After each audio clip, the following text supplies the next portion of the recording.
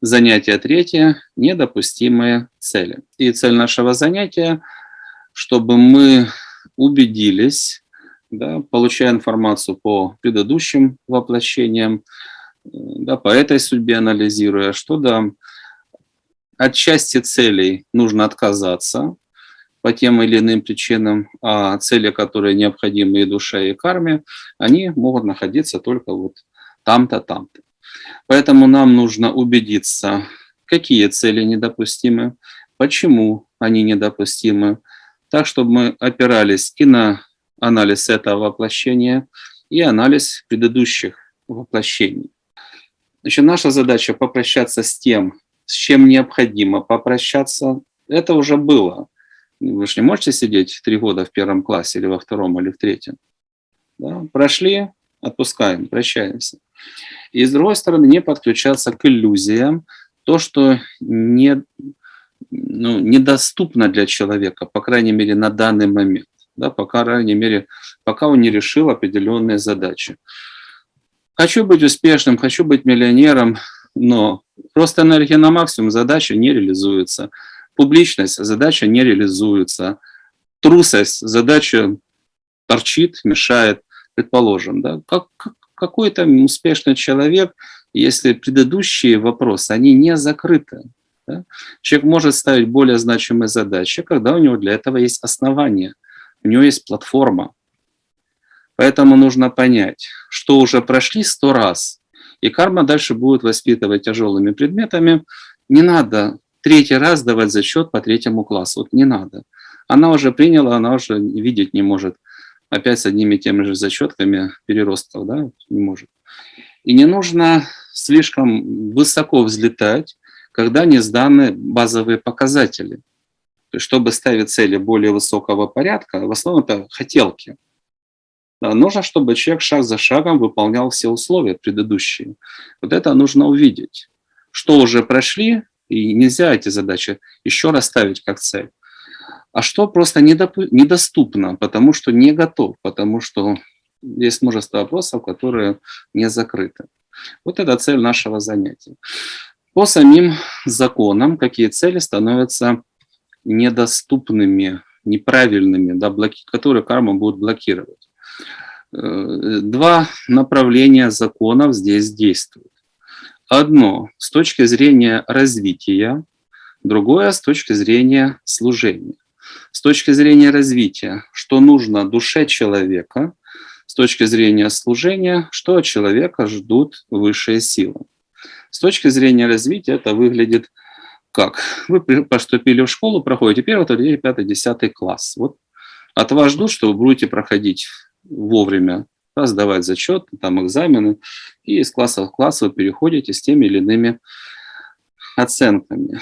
Поэтому логика по развитию. Не надо 3-й раз проситься в один и тот же класс. Вы его прошли, зачеты сдали, вам все, дороги больше нет. Вы должны подниматься на следующую ступеньку. Законы развития говорят, не останавливайся, иди дальше. Сдал зачет, иди дальше. Ну иди дальше, не повторяйся. И не пытайся перепрыгивать логические ступеньки. Не пытайся перепрыгивать. Нужна программа последовательная, где человек шаг за шагом идет по ступеням развития и сдает все необходимые зачеты. То есть это последовательное усложнение, наработка навыков, наработка знаний, качеств, опыта, умений всевозможных и сдача зачетов, девиз вверх, вверх, вверх. Поэтому законы развития не говорят об этом. Законы служения выглядят немного по-другому.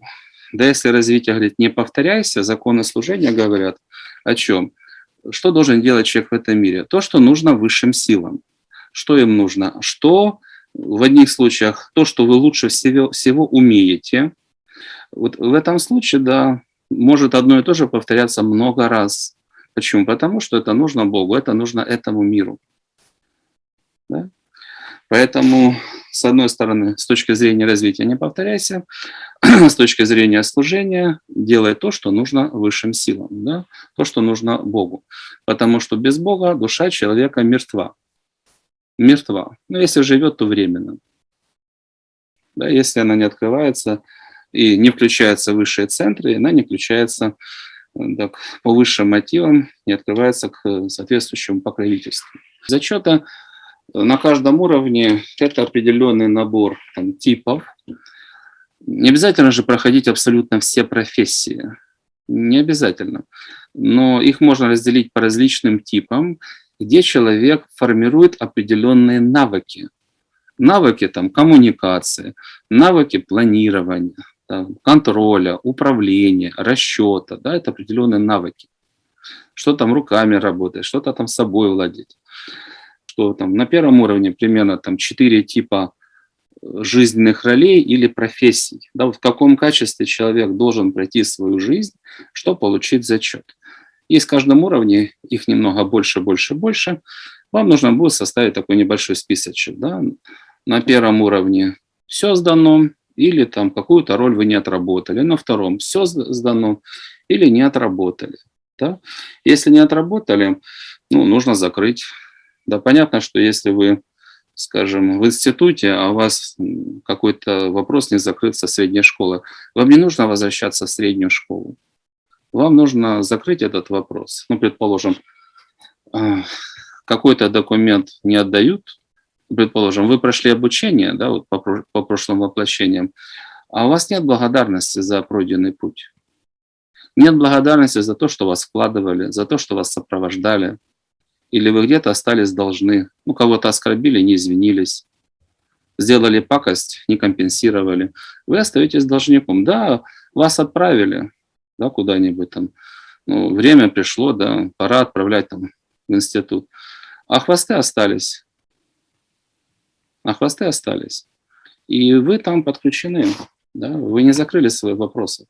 Опять же, по уважению, благодарности или там еще по каким-то моментам.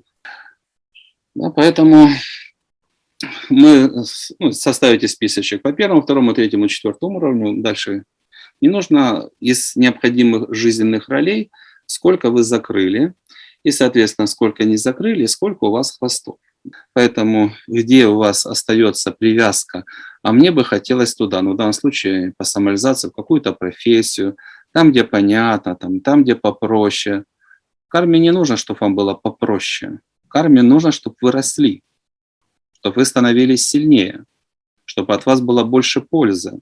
Поэтому нам нужно посмотреть, да, какие вопросы у нас закрыты, как они были закрыты, что не закрыто, и с прошлым попрощаться, чтобы оно не держалось, и в конечном итоге, чтобы у нас наводился прицел.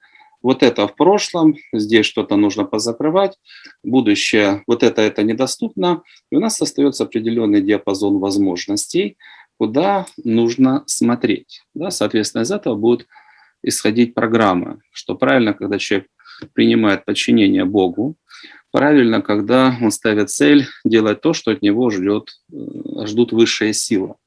Если человек мыслит по-другому, он не должен обижаться на судьбу, что она не очень высокие состояния будет ему давать, не очень большую поддержку будет оказывать. Не надо обижаться, если человек идет вразрез с более высших сил. Нужно знать свою судьбу, и прошлое свое знать, его исправлять, и судьбу свою знать, исследовать своей судьбе. Да? То есть та судьба, которая предначертана для человека, желательно правильно это понимать, это самый лучший для него жизненный сценарий. Потому что она идет с учетом его достижений, с учетом его возможностей, с учетом его хвостов. И под это уже заведены силы определенные.